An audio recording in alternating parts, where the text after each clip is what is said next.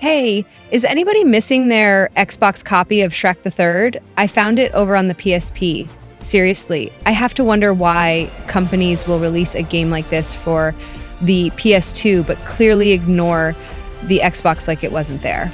I suppose you could argue that the Xbox has been replaced with the 360, but then you could make that same argument for PS3 versus PS2. Whatever the reasoning behind these seemingly arbitrary release schedules, the Xbox didn't get a copy of Shrek the Third, but thanks to the wonderful graphics on the PSP, you can now see and play what that version might have looked like.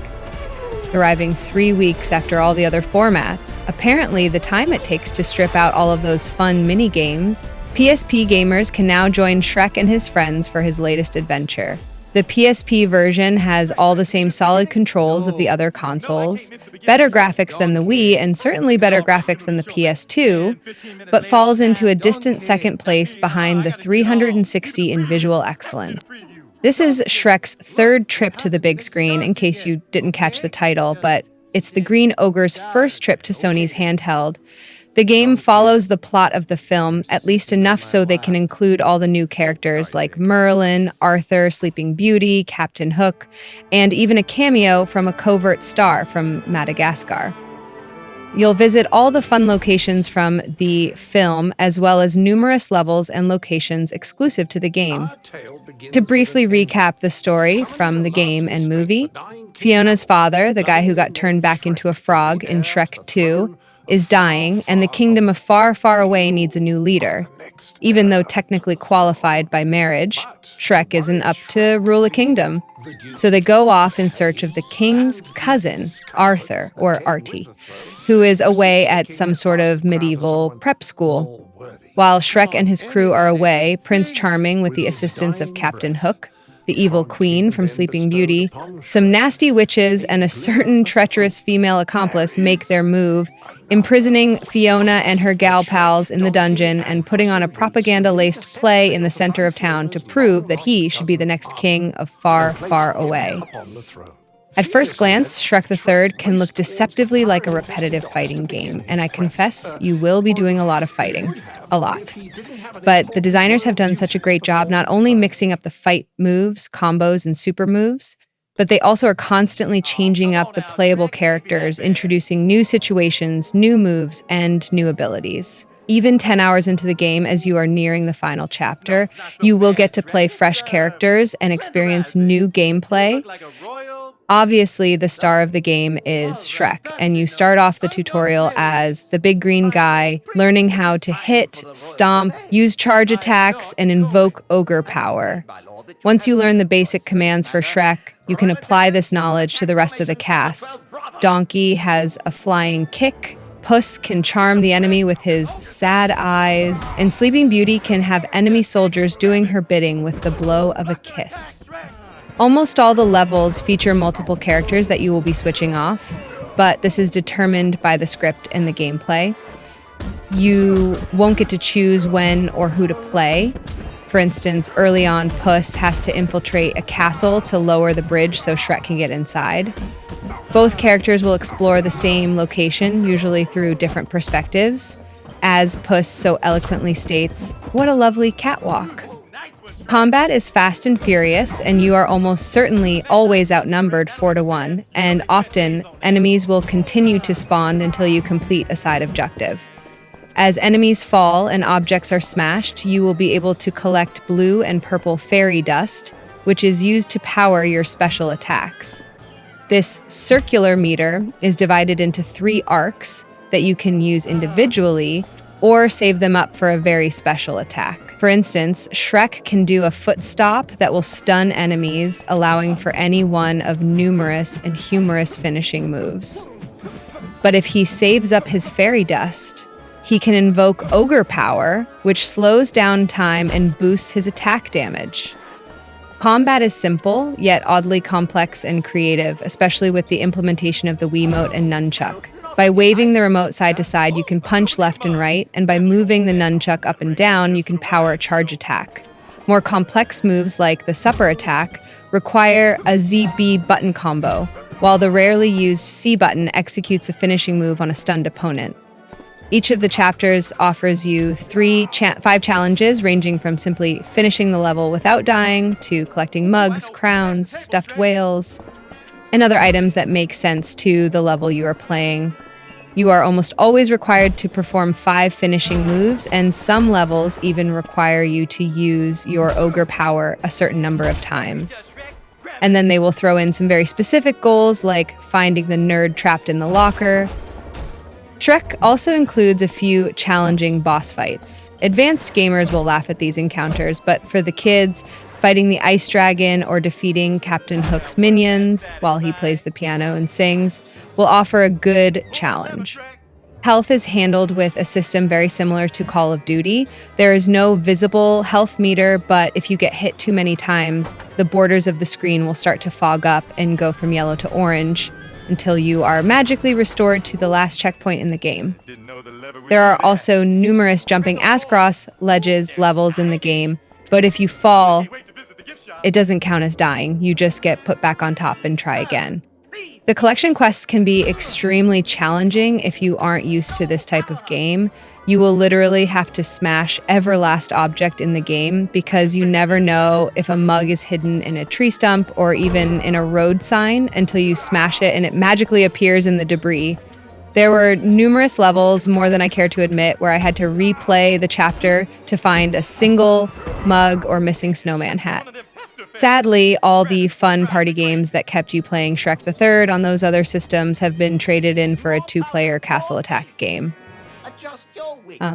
I didn't have the means or opportunity to actually test this mode on the PSP, but I doubt it differs from the same mode on the console, and it was probably my least favorite minigame of the bunch.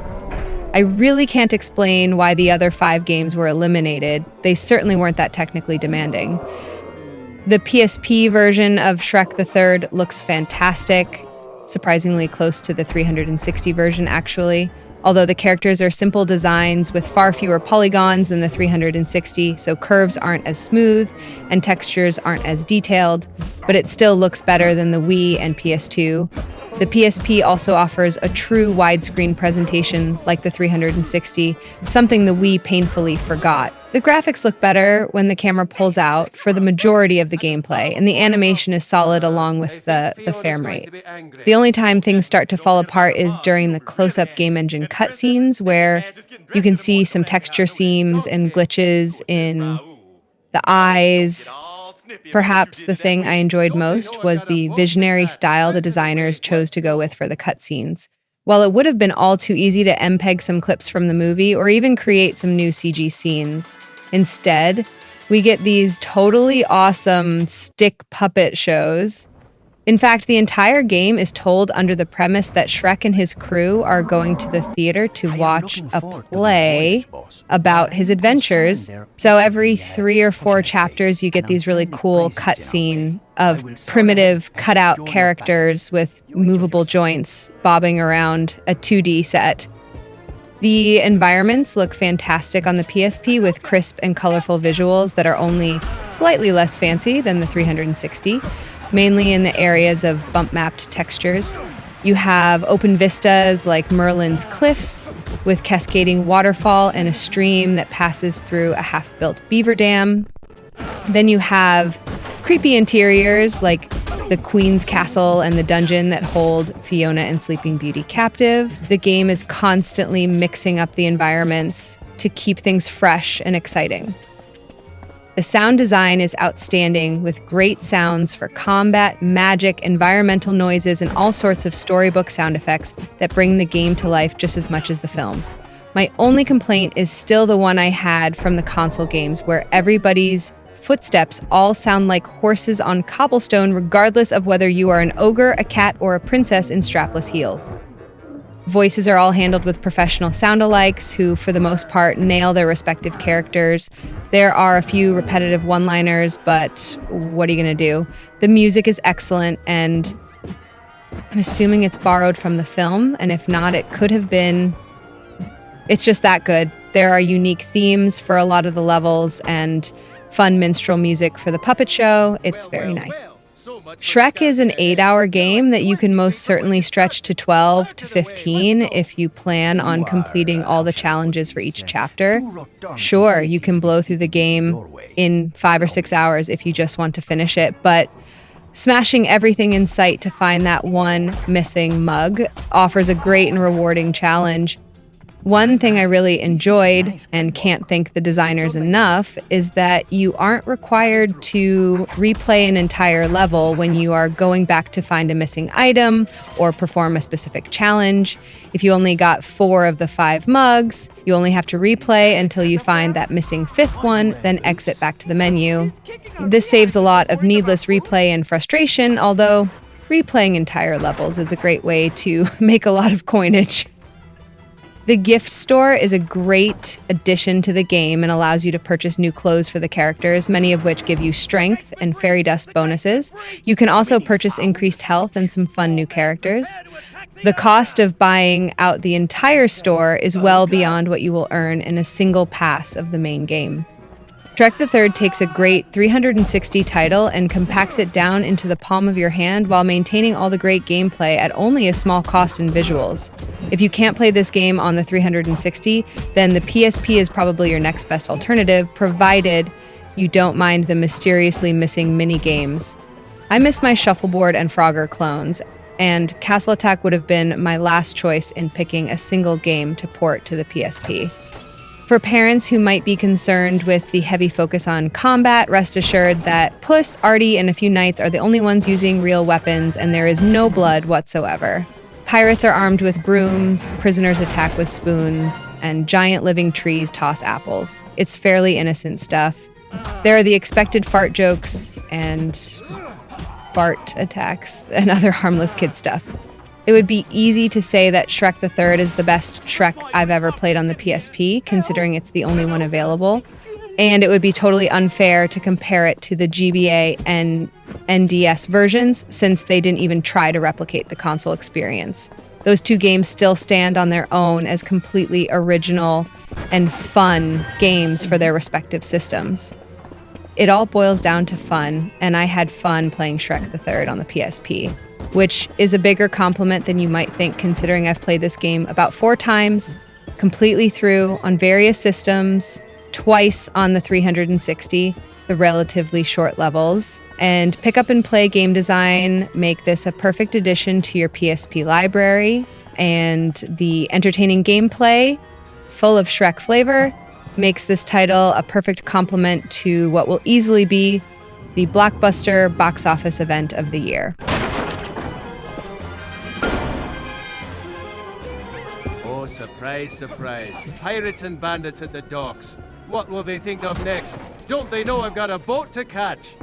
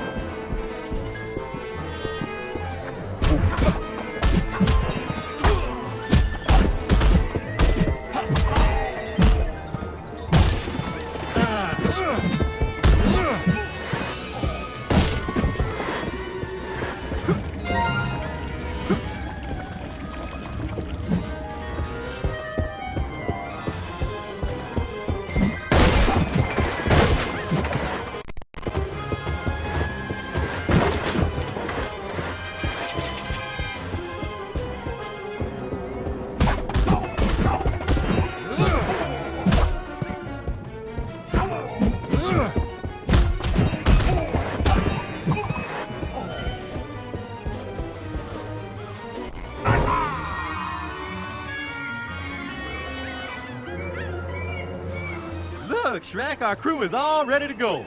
I'm gonna go get me a deck chair and one of those drinks with a little umbrella in it. We don't have a crew, donkey. They're trying to steal our boat. What? Oh, they can kiss me. The ogre's coming, boys. Batten down the hatches and prepare for a boarding.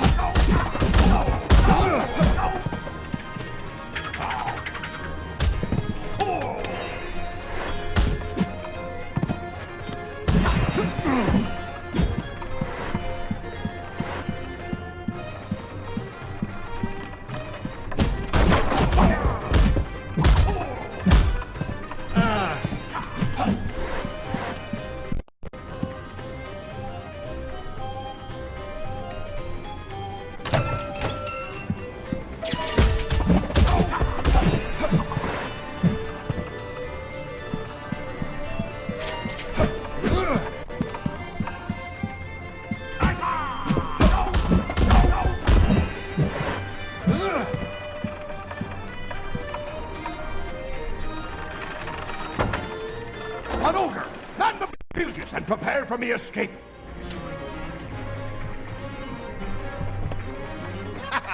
Behold, the mighty valor of Puss.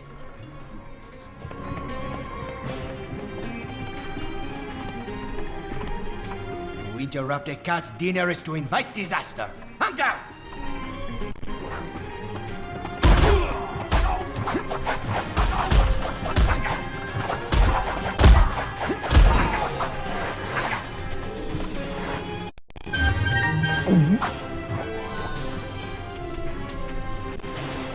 Look, these dastardly pirates have stolen our sail.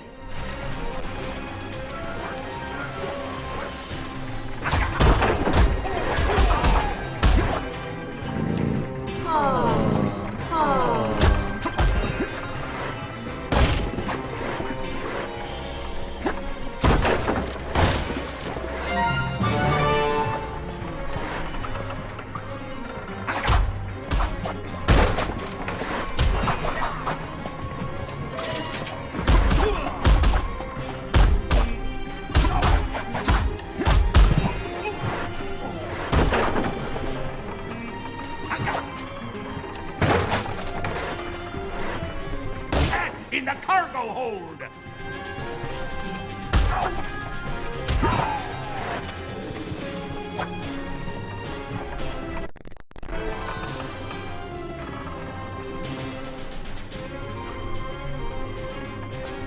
A magnificent fish! I am in heaven.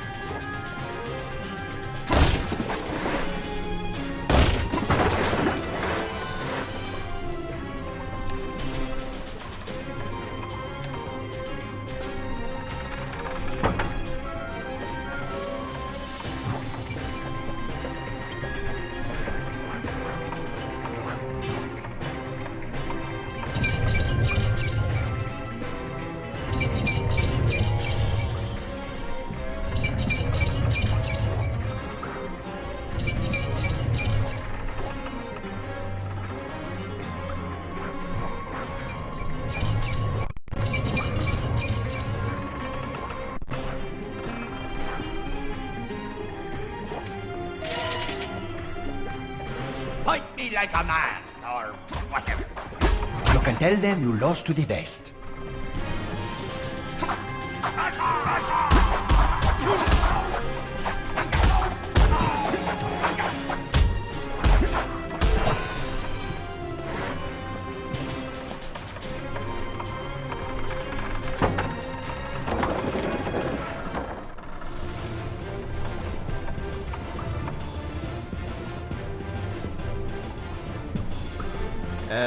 We'll be taking our sail back now. Shiver and avast! You'll never take me ship! What is he talking about? I have no idea. You want to take him, or should I?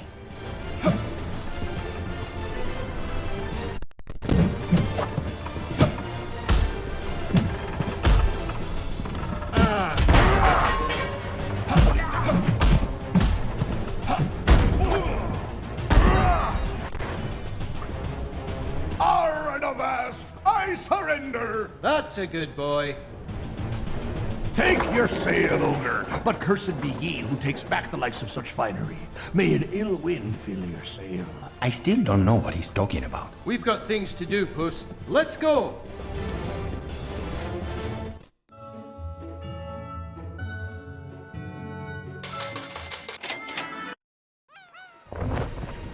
I'll miss you, Shrek. Oh, I'll be back in no time. There's something I need to tell you. Well, can it wait till I get back? No, What was that? One more time. Shrek, What? Don't you get it, Shrek? You're gonna be a daddy! Santa Maria!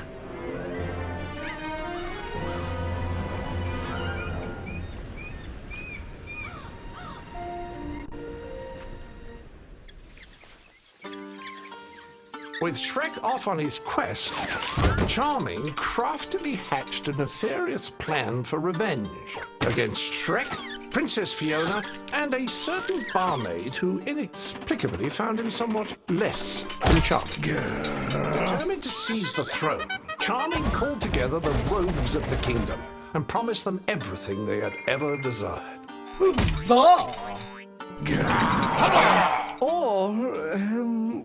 And the happily ever afters we so richly deserve.